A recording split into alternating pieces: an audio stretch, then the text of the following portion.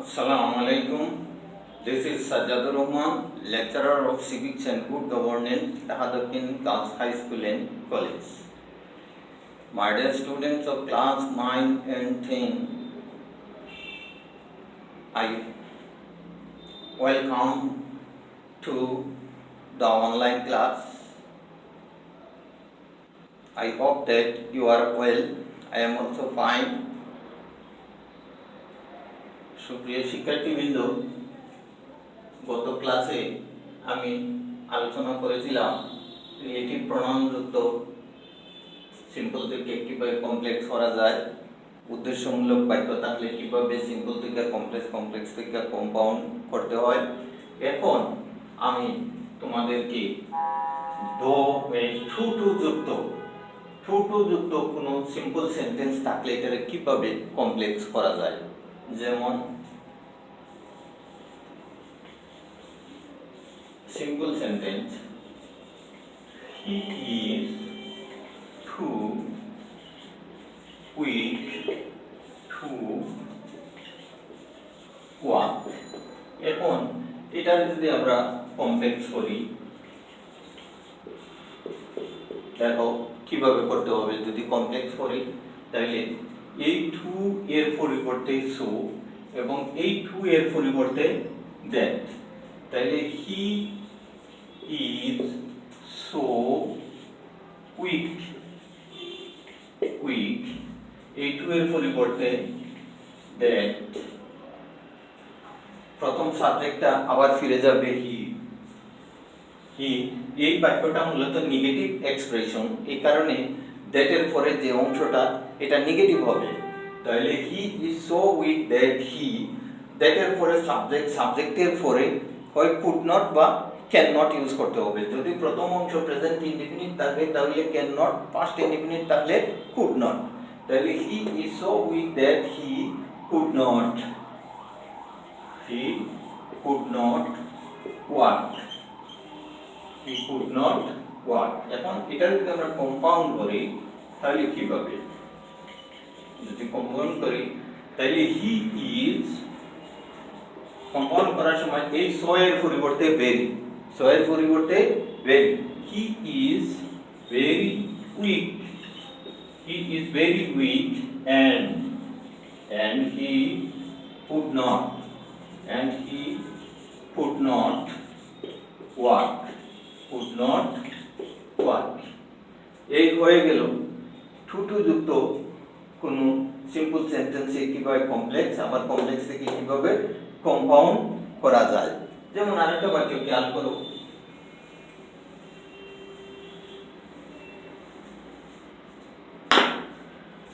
Jerry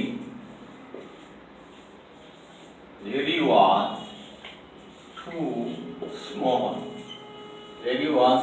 small to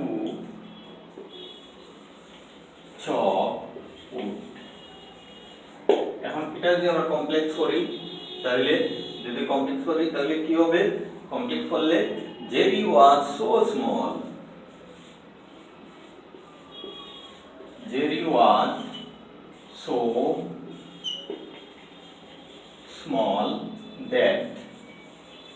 that he, যেহেতু প্রথম অংশ past indefinite could not, he could not chop wood. এখন এটা যদি আমরা কম্পাউন্ড করি তাহলে কি হবে? Jerry was very small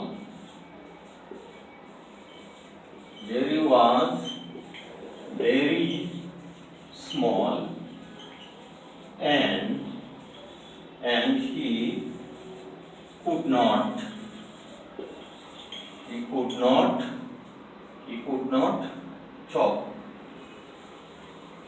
chop wood. এই লিখে টু যুক্ত কোন সিম্পল সেন্টেন্স থেকে কিভাবে কমপ্লেক্স থেকে কিভাবে কম্পাউন্ড করতে হয়। এখন আমরা দ বা বলদ যুক্ত বা ইনস্পাইট অফ যুক্ত কোন সিম্পল সেন্টেন্সে কিভাবে আমরা এই কমপ্লেক্স করব। in spite of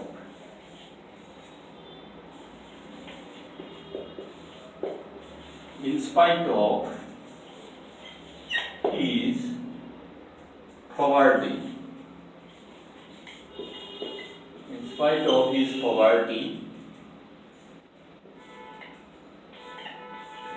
he is honest. In spite of, তাহার দারিদ্রতা সত্ত্বেও সে সৎ। In spite of his poverty, he is honest. এখন এটা যদি আমরা কমপ্লেক্স করি, in spite of যুক্ত কোনো সিম্পল সেন্টেন্সে কমপ্লেক্স করতে হলে শুরুতেই দ বা অলদো ব্যবহার করতে হয়, শুরুতেই দ বা অলদো ব্যবহার করতে হয়। তাহলে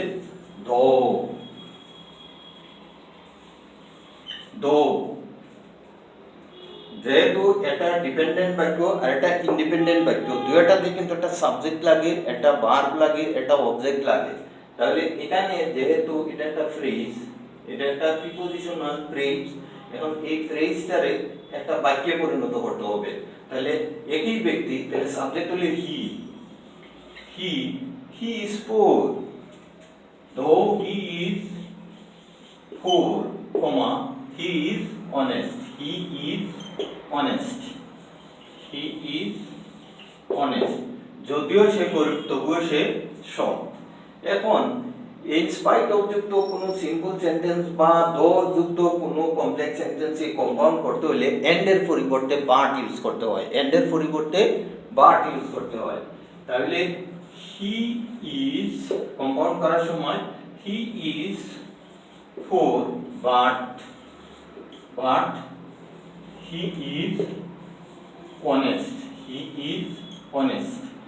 তাহলে সে গরিব কিন্তু সৎ, সে গরিব কিন্তু সৎ।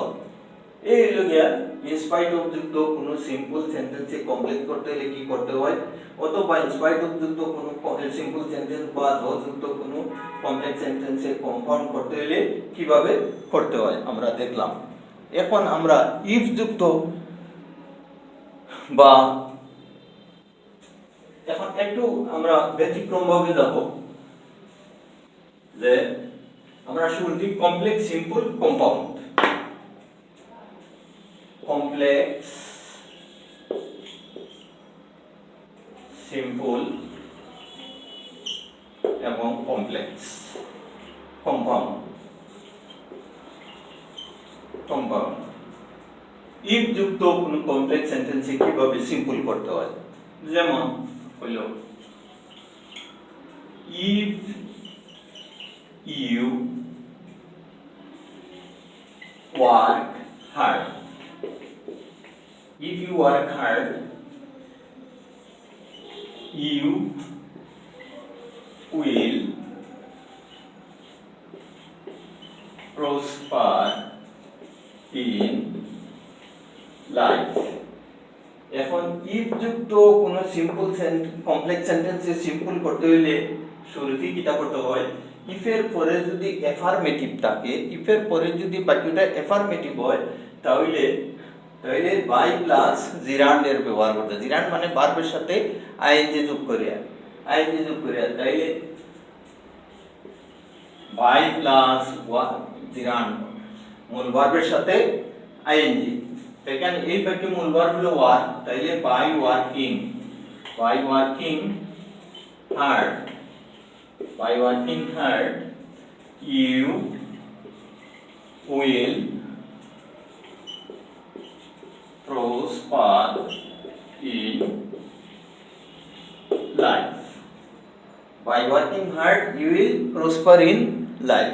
এখন এটা যদি আমরা কম্পাউন্ড করি তাহলে কি করতে হবে, ইফ এর পরে কমপ্লেক্স সেন্টেন্স, ইফ এর পরে যদি অ্যাফার্মেটিভ অথবা সিম্পল সেন্টেন্স যদি বাই প্লাস জেরান্ড দেওয়া থাকে, তাহলে এটার কম্পাউন্ড করার সময় এন্ড ব্যবহার করতে হবে। এবং এটার কি করতে হবে, কম্পাউন্ড করার সময় কমপ্লেক্স সেন্টেন্সের যে ডিপেন্ডেন্ট অংশ থাকে, এই ডিপেন্ডেন্ট অংশের কি করতে হবে, ইম্পারেটিভ বাক্যে পরিণত করতে হবে। অর্থাৎ কি করতে হবে, ইফ বাদ যাবে, ইউ বাদ যাবে, শুরু হবে ওয়ার্ক হার্ড। কম্পাউন্ড করার সময় ওয়ার্ক হার্ড, যেহেতু ইফের পরে অ্যাফার্মেটিভ, এখানে এন্ড দিতে হবে, তাহলে work hard and work hard and you will prosper. You will prosper in life.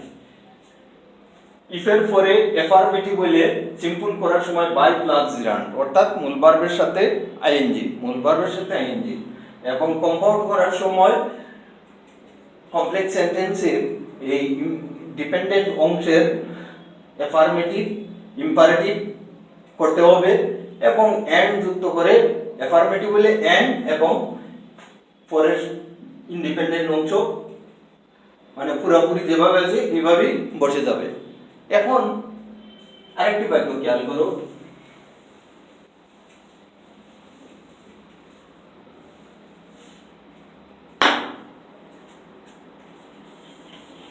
if you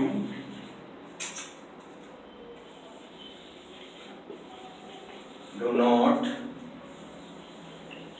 read more, if you do not read more, you will not do well in the exam. কি লিখলাম? if you do not read more, যদি তুমি বেশি করে লেখাপড়া না করো তাহলে তুমি পরীক্ষায় ভালো করবে না। you will not do well in the exam। তাহলে এটা যদি আমরা সিম্পল করি তাহলে কি হবে? দেখো if এর পরে নেগেটিভ, আগে আছে অ্যাফার্মেটিভ, এই কারণে আমরা বাই প্লাস জিরান্ডের ব্যবহার করছি। এখন আছে কি if এর পরে অ্যাফার্মেটিভ, if এর পরে যদি অ্যাফার্মেটিভ if এর পরে যদি নেগেটিভ থাকে তাহলে কি করতে হবে? Without plus gerund WIT without plus gerund অর্থাৎ মূল ভার্বের সাথে ING reading, without reading more you will not do well in the exam। এখন এটা যদি আমরা কম্পাউন্ড করি তাহলে কি হবে? if এর পরে নেগেটিভ অথবা উইদাউট প্লাস জিরান্ড যুক্ত কোনো সিম্পল সেন্টেন্স থেকে কম্পাউন্ড করতে হলে মূলত একই নিয়ম, কমপ্লেক্স সেন্টেন্সের ডিপেন্ডেন্ট অংশের ইম্পারেটিভ করতে হবে, অর্থাৎ রিড মোর